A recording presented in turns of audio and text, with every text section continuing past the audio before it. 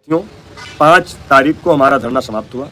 विषम परिस्थितियां थीं और धरना समाप्त करना शिक्षा मित्रों के हित के लिए था। इसलिए संगठन ने निर्णय लिया। हम संगठन के निर्णय का सम्मान करते हैं और आप सभी साथियों ने संगठन के निर्णय को माना, इसलिए आपको भी दिल से प्रणाम करते हैं। साथियों, संगठन बिना आपके कुछ नहीं है। आप हैं तो संगठन है। हमारी जो मांग है वह हमेशा वही रही है कि हमको स्थायित्व दिया जाए। स्थायित्व देने तक अगर ज़्यादा समय लग रहा है तो हमको तब तक के लिए जो प्रशिक्षित वेतनमान है वो दिया जाए। प्रशिक्षित वेतनमान देने में सरकार को कोई समस्या नहीं आनी चाहिए संवैधानिक रूप से, लेकिन फिर भी आपको हम स्पष्ट कर देना चाहते हैं कि सरकार हमारी 2 चीज़ों पर फैसला लेने जा रही है। और एक चीज़ और आपको बताएं कि 5 सितंबर के बाद से कुछ लोग लगातार शिक्षा मित्रों के भविष्य को बर्बाद करने के लिए लगे हुए हैं। मैं उनसे निवेदन करता हूं, आग्रह करता हूं कि आप शिक्षा मित्रों को उनके हाल पर छोड़ दीजिए। आप शिक्षा मित्रों के लिए राजनीति मत करिए, आप अपना संगठन चलाइए। हमारे 2 शिक्षा मित्रों को साथ में लेकर के माननीय मुख्यमंत्री जी के आवास पर जा करके जो आप लोग गलत सही बात कर रहे हैं, अगर शिक्षा मित्रों के साथ अब कुछ गलत हुआ तो उस पाप के भागीदारी आप होंगे और आपकी दुर्दशा उतनी ज़्यादा बुरी होगी जो हमारे लोगों ने किया था उनकी बुरी है। तो शिक्षा मित्र के नेताओं ने जिसने जिसने शिक्षा मित्रों के साथ दगा किया, जिसने जिसने छल किया, उन सब की स्थिति आपसे छुपी नहीं है। उससे ज़्यादा दुर्गति आपकी होगी, क्योंकि आज शिक्षा मित्र अपनी ज़िंदगी और मौत की लड़ाई लड़ रहा है। आज आप राजनीति करने जा रहे हैं माननीय मुख्यमंत्री जी के आवास पर, वहाँ पर कैटेगरी बता रहे हैं। ये अक्षम्य है और इसकी सज़ा आपको भगवान जरूर देगा अगर आप कुछ गलत हुआ, क्योंकि सरकार ने मन बना लिया है। आपको बताऊं कि इस समय उत्तर प्रदेश में यदि शिक्षा मित्रों की नाव को किनारे लगाने के लिए कोई काम कर रहा है तो वह मेरठ सहारनपुर शिक्षक विधान परिषद की सीट के माननीय सदस्य परम आदरणीय श्री श्रीचंद शर्मा जी हैं। मैं उत्तर प्रदेश के 1.5 लाख शिक्षा मित्र साथियों की तरफ से उनको कोटि कोटि धन्यवाद और आभार प्रकट करता हूं कि वह पूरे मनोयोग से इस समय शिक्षा मित्रों का सम्मान वापस दिलाने के लिए माननीय मुख्यमंत्री जी से सरकार में और शासन में लगातार पैरवी कर रहे हैं। मैं माननीय एमएलसी साहब को शिक्षा मित्रों की तरफ से और कुछ तो नहीं दे सकता, लेकिन यह आश्वस्त करता हूं कि माननीय एमएलसी साहब, उत्तर प्रदेश का एक एक शिक्षा मित्र आपके लिए आजीवन ऋणी रहेगा। माननीय मुख्यमंत्री जी का ऋणी रहेगा और माननीय शिक्षा मंत्री श्री संदीप सिंह जी का भी ऋणी रहेगा। आप लोग माननीय मंत्री जी को भी समझिए, वह संवैधानिक पद पर हैं। आपसे कोई कोरा आश्वासन आपको नहीं दे सकते, लेकिन इस समय माननीय मंत्री जी ने भी बड़ा दिल दिखाया है और शिक्षा मित्रों के लिए कुछ अच्छा करने के लिए उन्होंने आगे व्यवस्था आपकी कर दी है।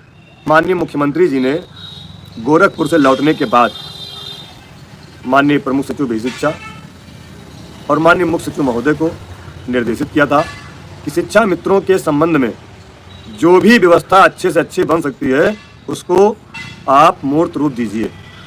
उसी का कारण था, आपने देखा होगा पिछले दिनों पहली बैठक प्रमुख सचिव महोदय की अध्यक्षता में महानिदेशक महोदया मैडम, विशेष सचिव, उप निदेशक, संयुक्त निदेशक और अनुभाग अधिकारी के साथ हुई थी। उसके बाद दूसरी बैठक माननीय बेसिक शिक्षा मंत्री जी ने अपने कार्यालय में उन बेसिक शिक्षा के समस्त अधिकारियों के साथ लेकर के और उस पर फाइनली अपनी मोहर लगाई। मैं माननीय मंत्री जी को बहुत बहुत धन्यवाद देता हूं। उसके बाद कल आपने, शायद आपको जानकारी नहीं होगी, कल चूँकि मैं आपको जानकारी नहीं दे पाया, कल एक उत्तर प्रदेश शासन में बहुत बड़ी बैठक हुई है और वह बैठक माननीय मुख्यमंत्री जी के निर्देश पर श्रीमान मुख्य सचिव महोदय के डायरेक्शन में उत्तर प्रदेश विधानसभा सचिवालय के कार्मिक विभाग में न्याय, वित्त और बेसिक के अधिकारियों के साथ बैठक की गई है। बहुत बड़ी बैठक थी और करीब 1.5 घंटे ये बैठक चली है। उस बैठक का भी पॉजिटिव रिजल्ट आया है। ये कार्रवाई माननीय मुख्यमंत्री जी आपके लिए करा रहे हैं। अब रही बात माननीय मुख्यमंत्री से मुलाकात की, तो माननीय मुख्यमंत्री से मुलाकात आपकी तय है, होनी है और जिस दिन माननीय मुख्यमंत्री जी के साथ मुलाकात होगी उस दिन आपकी फाइल माननीय मुख्यमंत्री जी के टेबल पर होगी। ये हमें पूरी तरह से आश्वस्त किया गया है, क्योंकि मुख्यमंत्री जी से मुलाकात करना ही हमारी कोई औपचारिकता नहीं करना है कि कि जा करके केवल एक फ़ोटो खिंचा करके चले आना, ऐसा मुझे नहीं करना है। ऐसा चाहते तो अब तक बहुत बार कर चुके होते। आपने देखा भी होगा, हमने बनारस में मुलाकात की अजय सिंह के साथ, हमने लखनऊ में जनता दर्शन में मुलाकात की अरविंद वर्मा के साथ, हमारे यहाँ बड़े भाई शिवकिशोर द्विवेदी ने मुलाकात की जनता दर्शन में। उसका कोई औचित्य नहीं है। अब माननीय मुख्यमंत्री से मुलाकात होगी, माननीय एमएलसी साहब के साथ होगी, अधिकारी गणों के साथ होगी कि कुछ उस समय कुछ निर्णय जो बन के जा रहा है उस पर माननीय मुख्यमंत्री जी अपनी सहमति जताएं। मांग पत्र केवल एक ही है, हमने जानकारी पूरी उसमें दिया है कि किस राज्य में कितना मानदेय मिल रहा है, किस राज्य में स्थायी किए जा चुके हैं, किस राज्य की क्या व्यवस्था है, सारे मांग पत्र लगे हैं। निर्णय माननीय मुख्यमंत्री जी ने ले लिया है, ये आप 100% सत्य समझिए, इसमें कोई दो राय नहीं है। और माननीय मुख्यमंत्री जी के निजी सचिव महोदय और एसडी महोदय का कल भी फोन आया था, उनसे बात हुई थी। हमारे संगठन के 2 पदाधिकारियों से बात हुई है, उनकी अलग अलग हुई है, लेकिन बात एक ही निकली है कि सीरियसली आपका काम हो रहा है और बहुत तेजी हो रहा है। मुझे तो उम्मीद नहीं थी कि इतनी जल्दी हमारी फाइल डीजी महोदया से प्रमुख सचिव से शासन से माननीय मंत्री जी से कार्मिक तक पहुंच जाएगी। 4 दिन के अंदर आपका सोच लीजिए, इतना बड़ा प्रदेश है, इतना बड़ा विभाग है और आपके लिए काम हो रहा है। और मैं अगर अनुदेशक साथी देख रहे हो तो मैं उनको भी बता देता हूँ, उनके लिए भी कुछ अच्छा सरकार करने जा रही है। जहाँ तक मुझे जानकारी कल शाम तक मिली है, आज मैं पूरी तरह आश्वस्त हूँ उत्तर प्रदेश की सरकार से कि वह शिक्षा मित्रों के लिए कुछ अच्छा करने जा रहे हैं। और वह जो भी करेंगे, आप एक चीज़ और समझ लीजिए, सरकार जो भी करेगी आपको स्वीकार करना चाहिए, हमें भी स्वीकार करना है। अगर कुछ कमियां रह जाएंगी तो उसको अगले स्टेप में हम लोग फिर पैरवी करेंगे। हमारे माननीय एमएलसी महोदय हमारे संरक्षक हैं, उनके माध्यम से अगर कुछ कमी रह जाएगी तो दोबारा उसको पूरा करने का प्रयास करेंगे। लेकिन जो भी सरकार देगी वह हमें स्वीकार होगा और ये आप सबसे भी हम स्वीकारोक्ति चाहते हैं।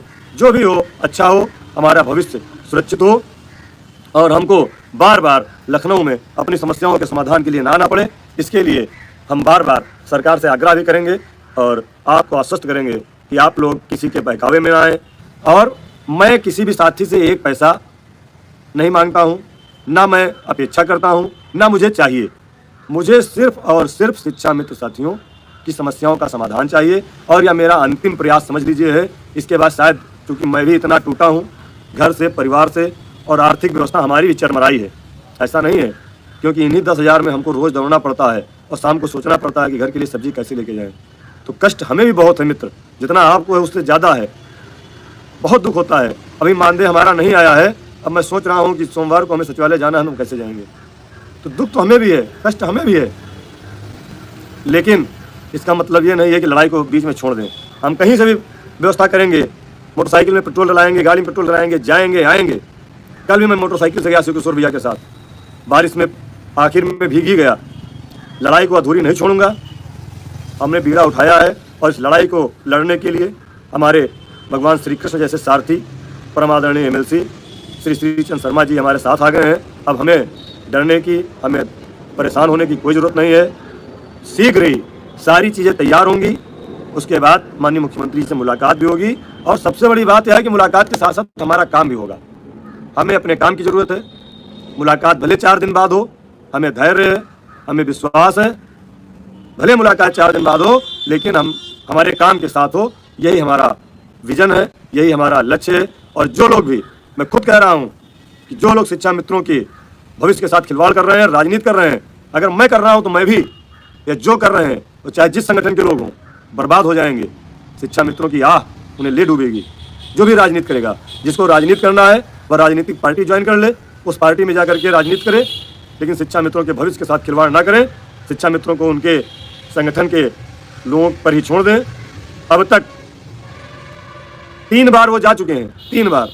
हमारे 1-2 शिक्षा मित्र साथी को पकड़ लेते हैं, 1-2 शिक्षा मित्र साथी को पकड़ लेते हैं और उनसे सचिवालय का पास डलवा देते हैं और जा करके वहाँ केवल और केवल बुराई करते हैं, बदनामी करते हैं और आपके द्वारा लिखे गए कुछ कमेंट दिखाते हैं, आपके द्वारा किए गए फेसबुक पर कुछ पोस्ट दिखाते हैं। ऐसे गंदे मानसिकता के लोगों को मैं बहुत कड़े शब्दों में निंदा भी करता हूं और अपने शिक्षा मित्र साथियों को आगाह भी करता हूं कि आप ऐसे बेवकूफ़ इंसानों से दूर रहें।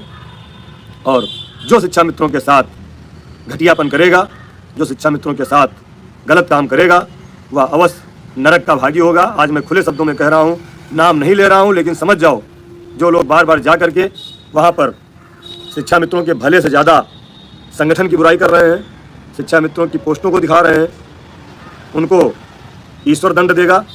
हमारा सिर्फ एक मकसद होना चाहिए कि शिक्षा मित्रों के समस्याओं का समाधान कैसे हो। इसलिए सरकार के खिलाफ आपको लिखने की कोई ज़रूरत नहीं है, कोई बात करने की ज़रूरत नहीं है। बाकी बहुत सारे मौके ऐसे आते हैं जब आप अपनी बात कर सकते हैं, लेकिन सरकार से पोषण चाहिए तो सरकार से मिल करके काम करना है, सरकार से मिल करके बात करनी है और अपने साथियों का भला कराना है। यही हमारा अंतिम लक्ष्य है, अंतिम उद्देश्य है। ये मत समझिए कि मुलाकात नहीं हो रही है तो काम नहीं हो रहा। हमारा जरूरी काम है हमारा काम होना। हमारा काम भी हो रहा, हम लगातार उसकी निगरानी भी कर रहे हैं और एक जगह से नहीं, तमाम बिंदुओं से बात होती है, उसका क्रॉस चेकिंग भी होता है। हमारे एमएलसी साहब लगातार अधिकारियों से बात कर रहे हैं। मैं स्वयं जा करके देख रहा हूँ कि बेसिक शिक्षा का पूरा अमला इस समय लिखा पढ़ी में लगा है। बड़ा मुद्दा है ये। आप क्या सोच रहे हो कि केवल अगर मुख्यमंत्री को निर्णय लेना होगा तो 1 मिनट में ले लेंगे, लेकिन जब उसमें होमवर्क पूरा हो जाएगा तब, कि बाद में कहीं कोई दिक्कत ना आने पाए, बाद में कोई समस्या ना आने पाए। आपने देखा होगा पहले भी कई घोषणाएं हुई और घोषणाएं होकर के वो सिर्फ घोषणा ही रह गई। इस बार हम लोग नहीं चाहते हैं, सरकार नहीं चाहती है कि कुछ कहा जाए और वो ना हो, ये ठीक नहीं होगा। इसलिए सरकार जो भी कहेगी वह करेगी। इसके लिए शासन में होमवर्क पूरा किया जा रहा है। तब तक आप सभी लोग धैर्य बनाए रखें, मुलाकात भी होगी, बात भी होगी और हमारा काम भी होगा। इसी दृढ़ विश्वास के साथ, दृढ़ निश्चय के साथ आप अपने जिले में सभी साथियों को समझाएं कि किसी भी प्रकार की अनावश्यक टिप्पणी से बचें और अपने साथियों के बीच में रहें, कोई भी गलत कदम ना उठाए।